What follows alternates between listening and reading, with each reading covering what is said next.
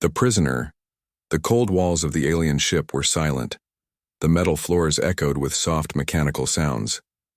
Deep inside the ship, in a dark cell, a man opened his eyes. His name was Eli, a soldier from Earth. His head hurt, and his arms were tied behind his back with glowing chains. The light above him flickered. He could smell metal and smoke. The air felt heavy. He remembered the attack. A sudden flash in the sky, a scream from his squad, and then nothing. Now, he was here, alone. Footsteps approached. Slow, calm, not human. The cell door opened and she walked in. Tall, confident, wearing silver armor that shimmered like stars. Her skin was a pale blue, her eyes sharp like ice. She was not like the other aliens Eli had seen in battle. This one looked dangerous in a different way. She stood in front of him, studying him like a scientist looking at a strange bug. "So," she said, her voice smooth but cold. "This is Earth's brave soldier?" Eli didn't answer. He stared back. She laughed, not loud, just a soft mocking sound. "You look weak," she said. "Your bones are fragile. Your heart beats too fast. How do you even survive in war?" "We survive," Eli said, "because we don't give up." She raised an eyebrow, amused. "I am General Zera of the Zenthari Empire. We've conquered 10 planets in the last year. Do you think your little Earth can stop us?" "Maybe," Eli said. "Maybe not. But we'll fight. All of us." Zera walked around him slowly, her hands behind her back. "You know," she said, "your people are full of strange things. You value emotions. Love, hope, weak things, useless in war."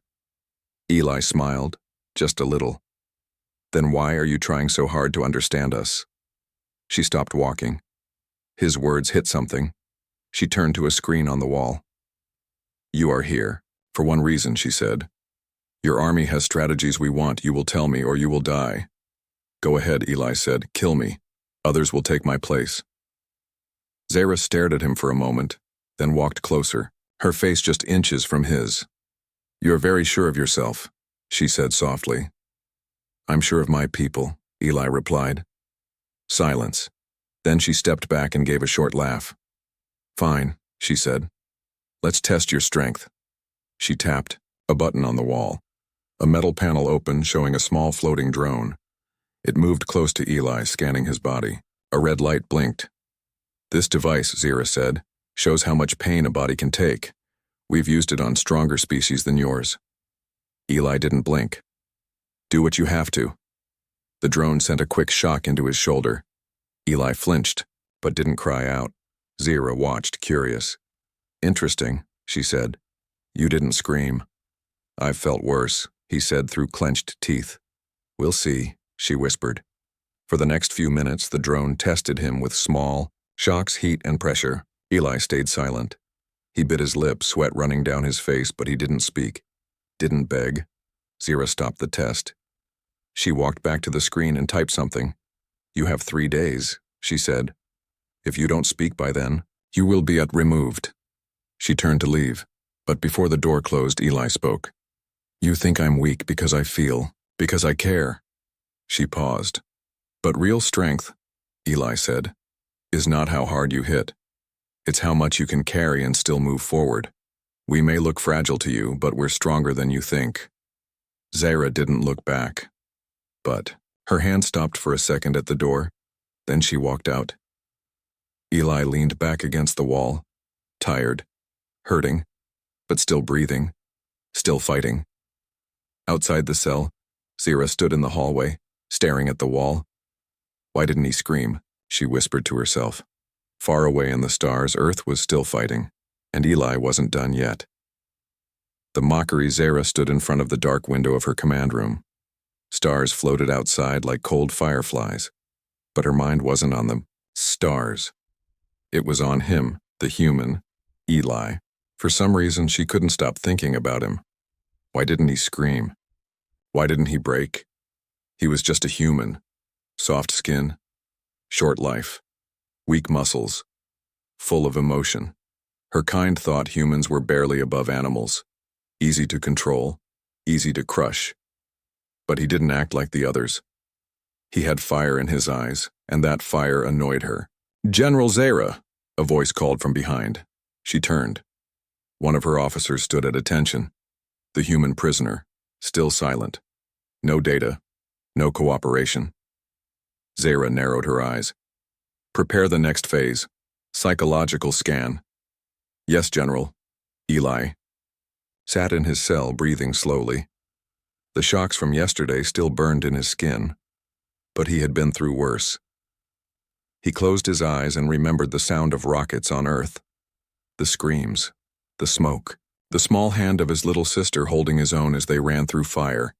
He would never give the aliens anything, even if it killed him. Hours later, Zara walked into his cell again. This time, she didn't laugh. She stared at him for a while. Eli looked up, surprised.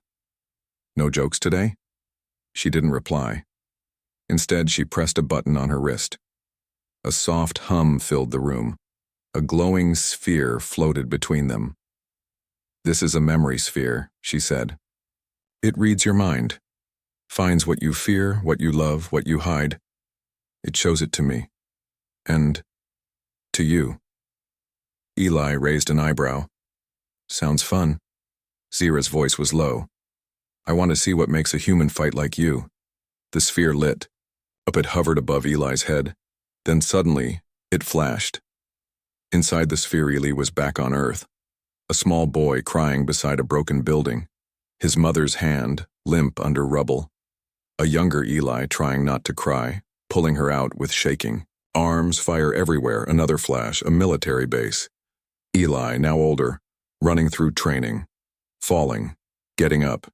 Falling again, but never giving up, another flash. Eli carrying his injured brother through a war zone. Blood, bombs, dirt. But he didn't stop.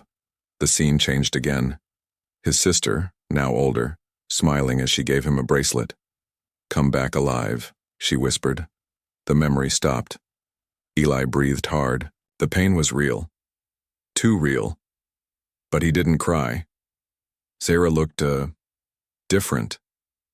Her face was no longer mocking. She looked confused.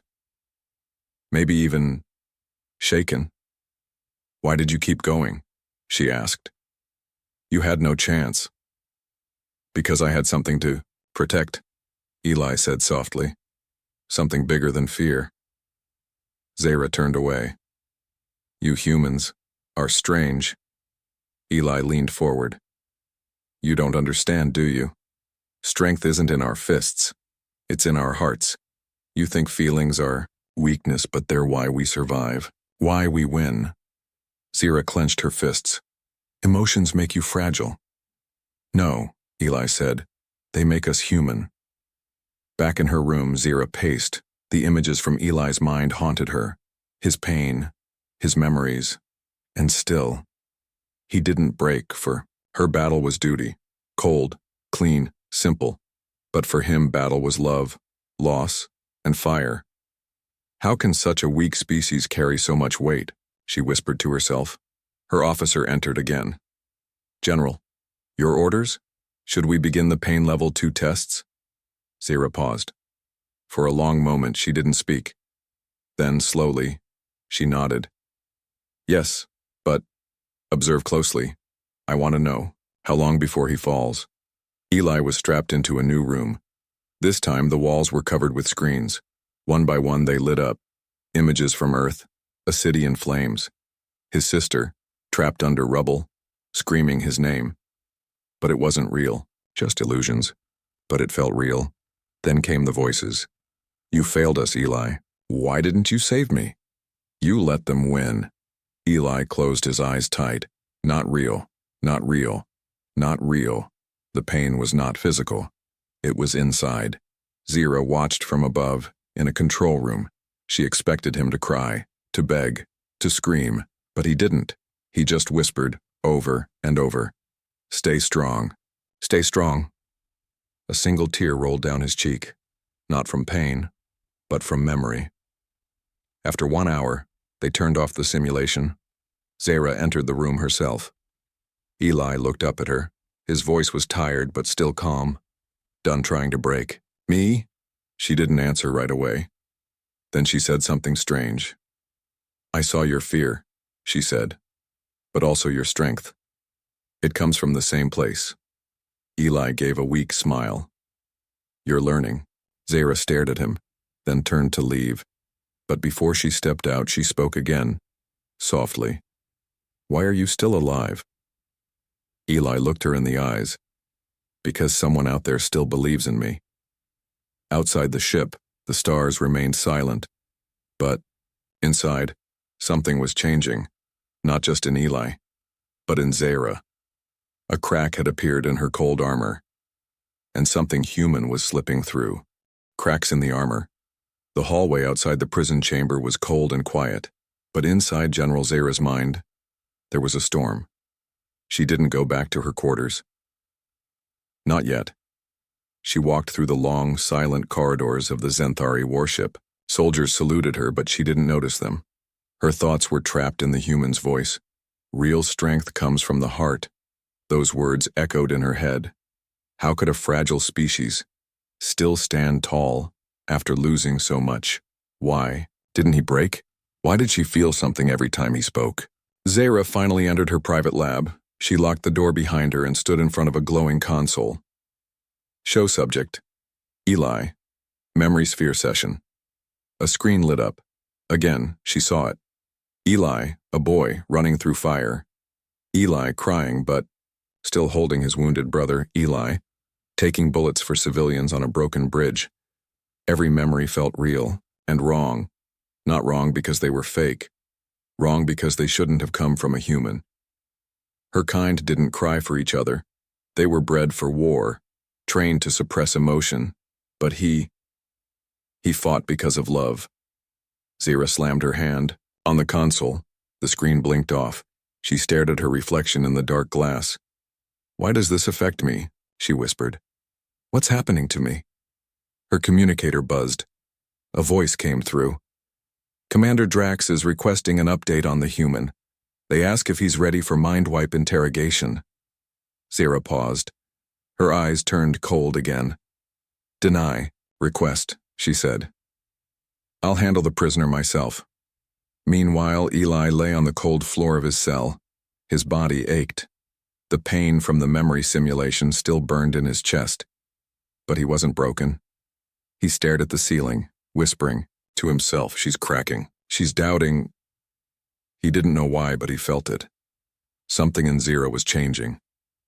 And he needed her to keep changing, because he had a plan now. The next day, Zara returned.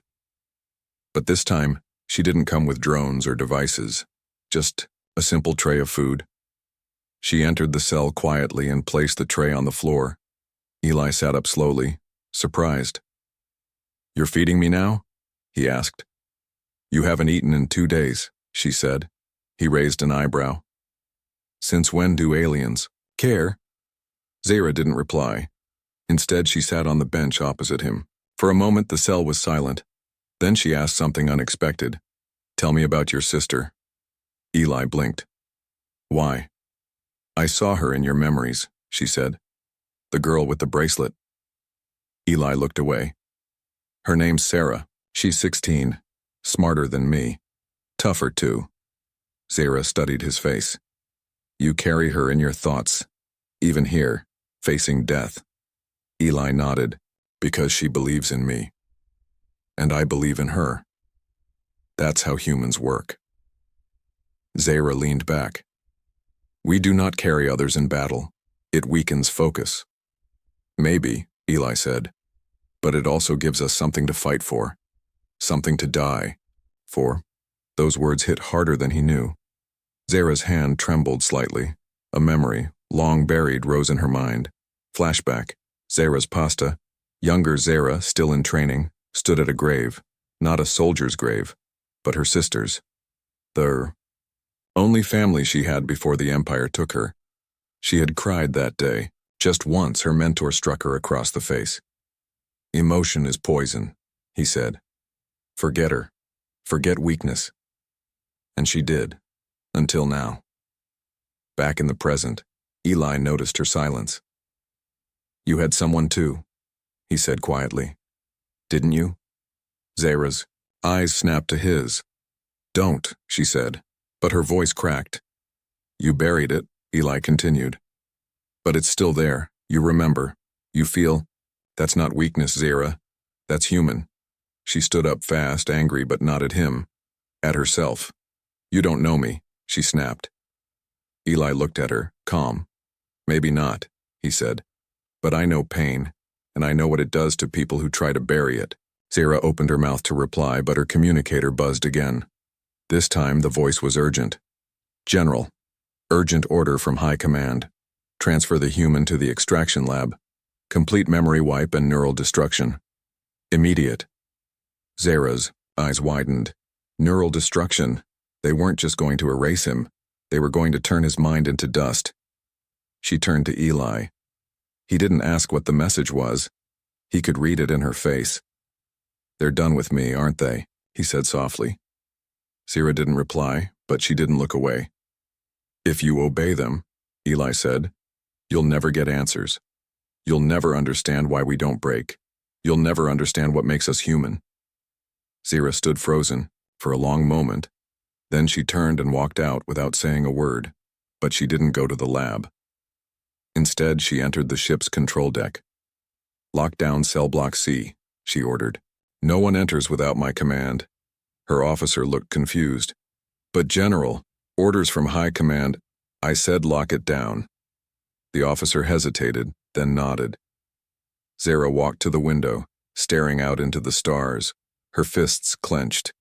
Behind her back, she had just disobeyed the Empire, and for the first time in her life, it felt right.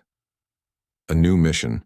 The warship floated in the silence of deep space, but inside its heart, something loud and dangerous was happening. Zahra had stopped following orders, and the Empire did not forgive. Her boots clicked across the dark floor of the control room. Screens flickered around her, tracking prisoner activity, fleet movement, and communication with High Command. But she had blocked one transmission, the one that would have sent Eli to his end. Status of cell block. See? She asked without turning. Her officer hesitated. Locked, as ordered. But, General, Command will notice the delay. Then delay them harder, Zahra said. Far below, Eli sat in his cell, still chained but alert. Something had changed in Zahra's eyes yesterday. Not pity, not mercy, conflict. He could see it, like a wall starting to crack. She wasn't sure anymore, and maybe, just maybe, that was their only chance. Zahra entered the cell. This time no guards, no weapons, no devices, just her. She stood in front of him, arms folded. Quiet, unreadable. Eli waited. Finally she spoke. The Empire wants you gone. He raised an eyebrow. Well, they're not very subtle about it. Zahra didn't smile. I stopped the order, for now. Why? He asked. A long silence. Then she said, I don't know. But they both knew she was lying. She knew exactly why. Because his strength was real. Because his memories lived in her now. Because her world, the one built on cold rules and silence, was falling apart. You're risking everything, Eli said. For me? Zahra looked down. Her voice was low. I'm risking everything because of what you are, not just who. Later that night, Zahra stood alone in the ship's memory core chamber. This was the one place she could think. Rows of glowing crystal tablets lined the walls. Memories of soldiers, data from centuries of battle, even dreams recorded by the Empire's elite. She reached out and pulled one crystal from the wall. It pulsed red, her own file. She placed it in the reader. Images filled the air around her, her training, her victories, the moment she was promoted to general. But then, something strange. The crystal glitched. A new image appeared. Not from training, not from war, but from her childhood. Her sister laughing in the garden, throwing flowers in the air. You promised you'd never forget me, the girl whispered. Zara stepped back. The crystal fell from her hand and cracked. The next morning, Zara entered Eli's cell again. But this time her armor was different. Lighter, more flexible. Field armor. She dropped a small bag on the floor. Inside, food, water, and a stealth module. "What is this?" Eli asked. "A chance," she said, "to leave this ship alive." He stared at her, stunned. "You're helping me escape?" "No," she said, voice sharp. "We're escaping." A beat of silence passed. "You've gone mad," Eli whispered. "Maybe," she replied. "But if I don't do this now, I'll never be anything more than their weapon." He stood up slowly. "You're sure?" She didn't answer. She just held out her hand. Eli took it. The plan was insane. And it had to be.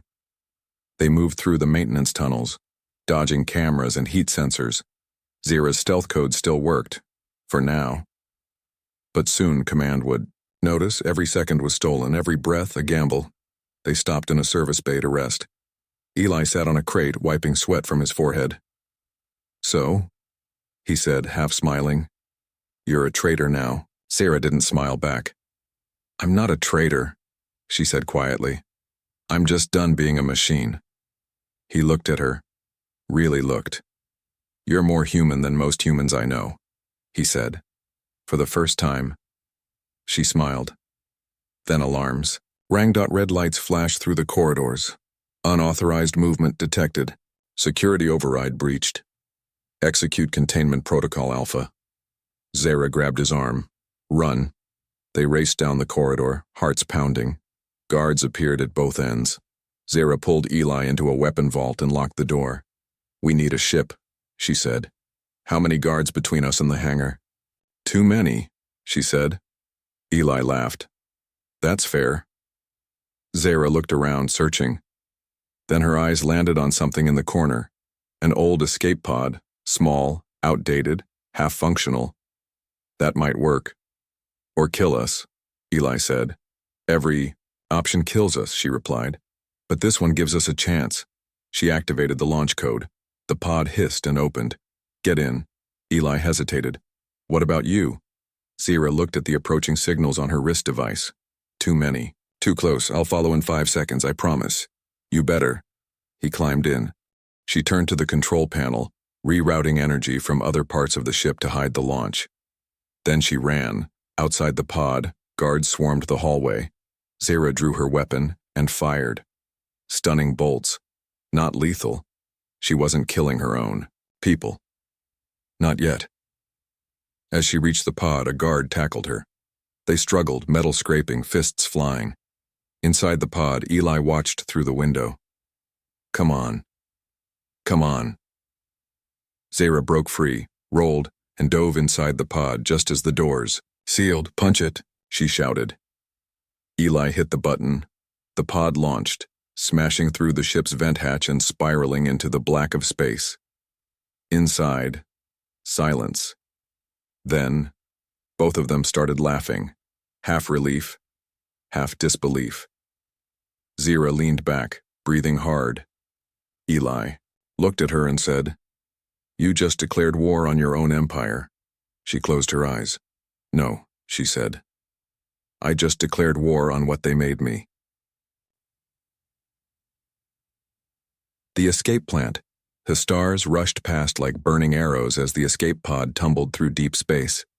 Inside, silence. The kind that came after running for your life.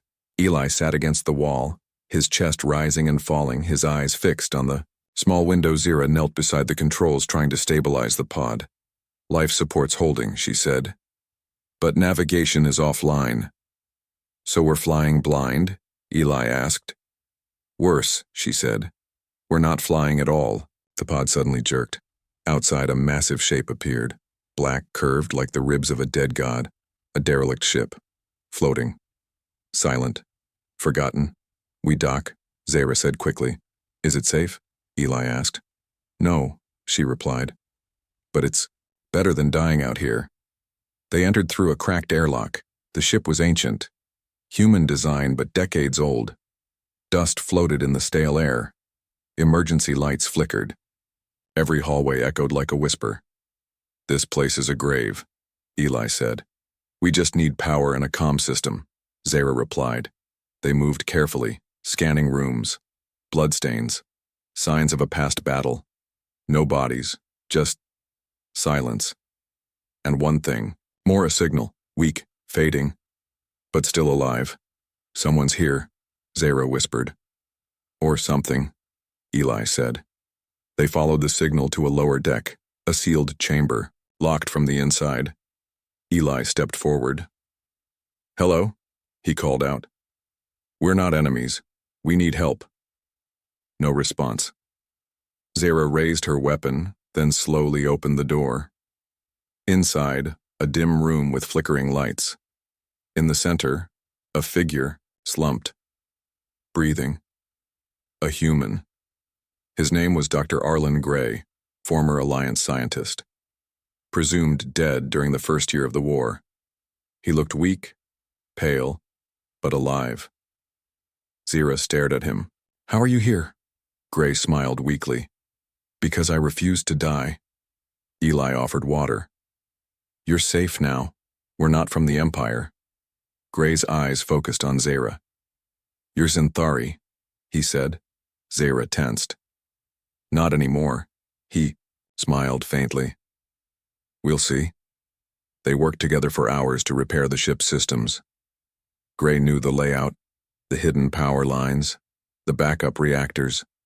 His hands shook, but his mind was sharp. Soon, lights came on across the ship. Zara found herself watching him closely. Something about him felt wrong. Eli noticed too. That night, as Zara ran diagnostics alone, Eli joined her in the engine room. "You trust him?" Eli asked quietly. Zara didn't look away from her work. "I don't trust anyone." "Good," Eli said. "Because he's hiding something." Zara nodded slowly. "I think he activated that signal on purpose to bring someone here." "You think it was bait?" "I think we're not alone." Hours later, Eli was right. Gray sat alone in the control room, whispering into a tiny device hidden in his sleeve. Target confirmed. Xanthari defector and human subject, both alive. Uploading coordinates. He smiled.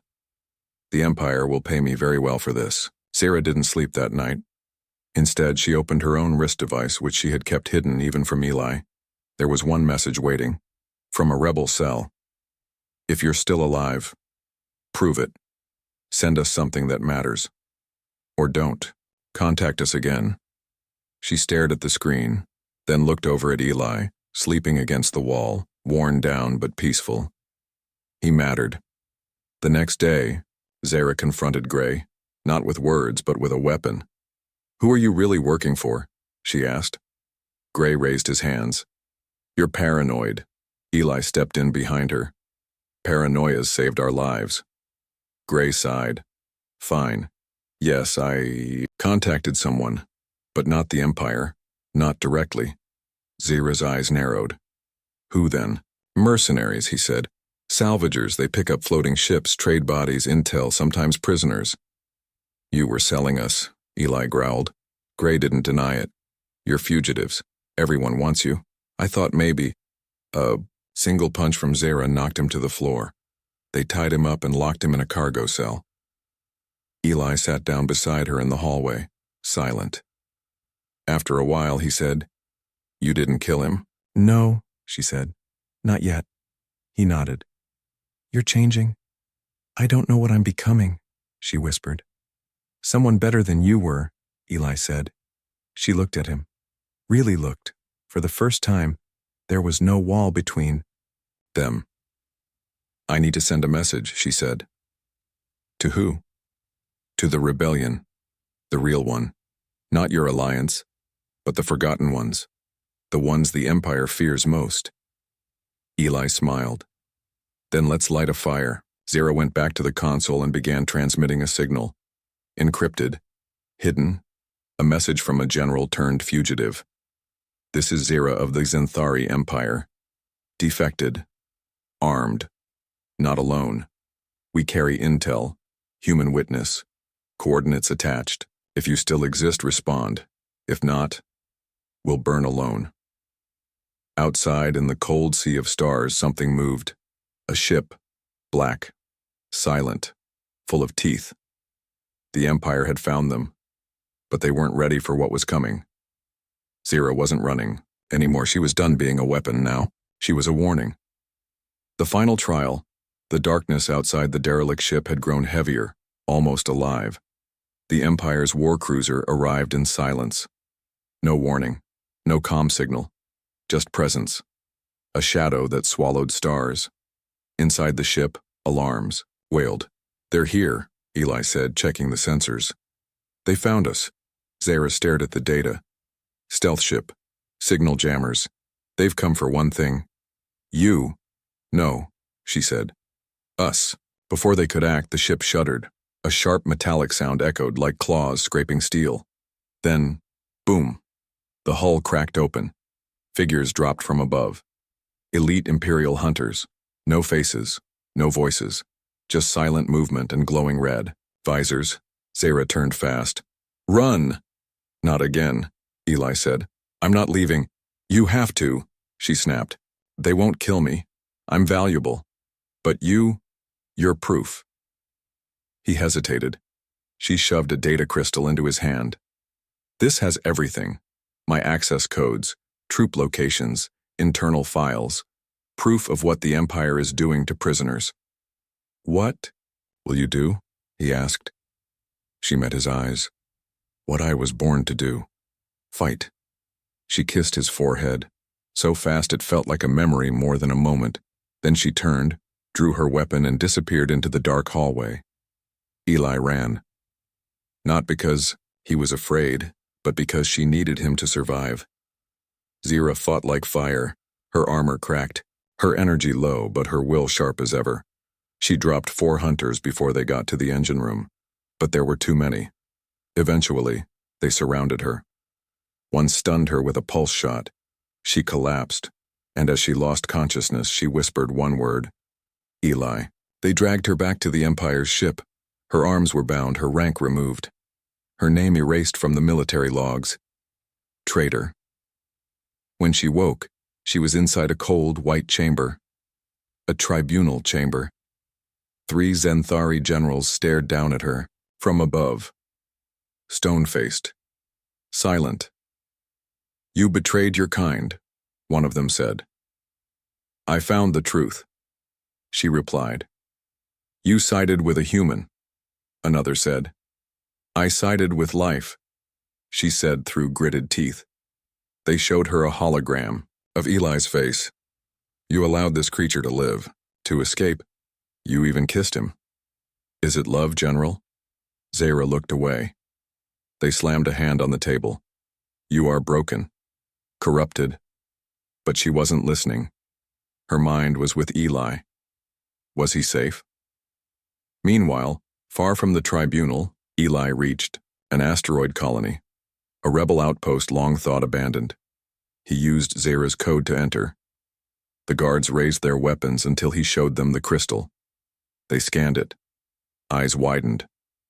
"Is this real?" one asked. "Yes," Eli said. "And the woman who gave it to me is about to be executed for it." Back on the Empire ship, Zara was brought into a dark room. No windows, no light. They chained her to the floor. Her sentence: public neural disintegration, a slow, painful death, designed to erase the mind piece by piece. The room filled with quiet whispers. Soldiers, officers, even civilians watching.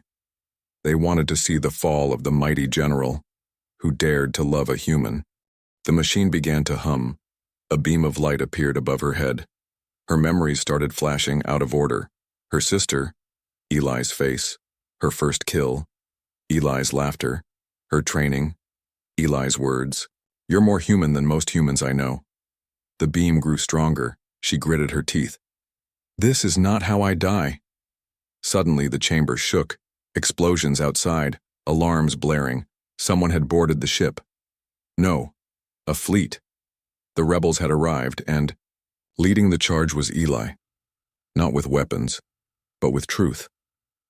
He broadcasted the contents of the data crystal across every Empire-controlled screen. Soldiers paused in shock. Prisoners being tortured, civilians enslaved. For the first time, the people saw the Empire's rot. Eli broke into the execution chamber with a small rebel team. They stunned the guards, ripped the cables from the machine. Zira collapsed into his arms, eyes unfocused, shaking, but alive. "You came back," she whispered. "Of course I did," he said. "I made a promise." She tried to smile, but her body was weak. He picked her up. "We're not done yet," he said. "We?" she asked. He looked at the rebels behind him. "You're not alone anymore." The rebels dragged her out as the Empire ship burned from inside. Some Ganthari soldiers dropped their weapons. Others turned on their own officers. The truth had poisoned the lie. As their ship jumped into hyperspace, Sarah sat beside Eli in the med bay. She was silent. He handed her something. The bracelet, her sister's bracelet, still with her. She stared at it. "Why did you come back?" she asked again. He looked at her. Really looked. "Because you showed me strength," he said. "Now it's my turn to carry you." In her eyes, for the first time, tears. Not of pain, but of hope.